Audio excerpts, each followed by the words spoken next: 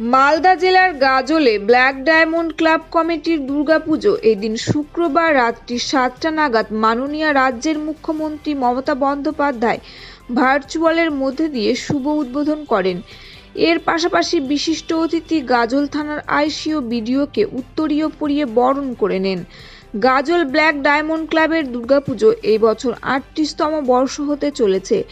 মুখ্যমন্ত্রী মমতা বন্দ্যোপাধ্যায়ের ভার্চুয়াল দুর্গাপুজোর শুভ উদ্বোধনে এই অনুষ্ঠানে উপস্থিত ছিলেন ভূমি ও ভূমি দপ্তরের পুনর্বাসন উদ্বাস্তু সেলের চেয়ারম্যান রঞ্জিত সরকার, গাজল বিডিও সুদীপ্ত বিশ্বাস, গাজল থানার আইসি চন্দ্রশেখর ঘোষাল, গাজল পঞ্চায়েত সমিতির সভাপতি মোজাম্মেল হোসেন, গাজল ব্ল্যাক ডায়মন্ড দুর্গাপুজো ক্লাবের কমিটির অসিত প্রসাদ, রাজেশ প্রসাদ থেকে শুরু করে ক্লাবের সকল সদস্যরা উপস্থিত ছিলেন।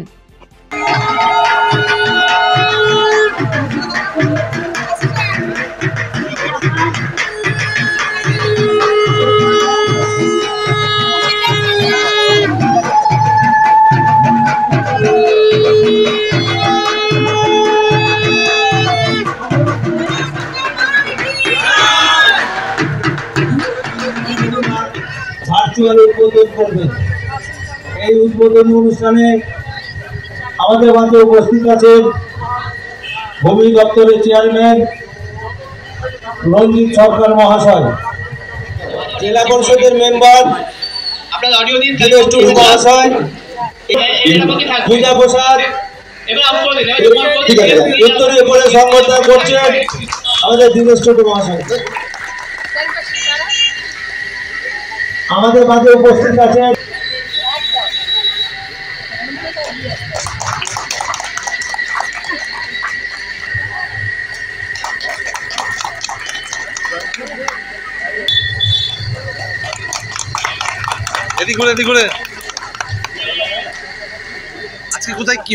আজকে মাননীয় মুখ্যমন্ত্রী মমতা বন্দ্যোপাধ্যায় সারা রাজ্য জুড়ে সারা দর্শককে কেন্দ্র করে আজকে ভার্চুয়ালের মাধ্যমে শুভ উদ্বোধন ছিল।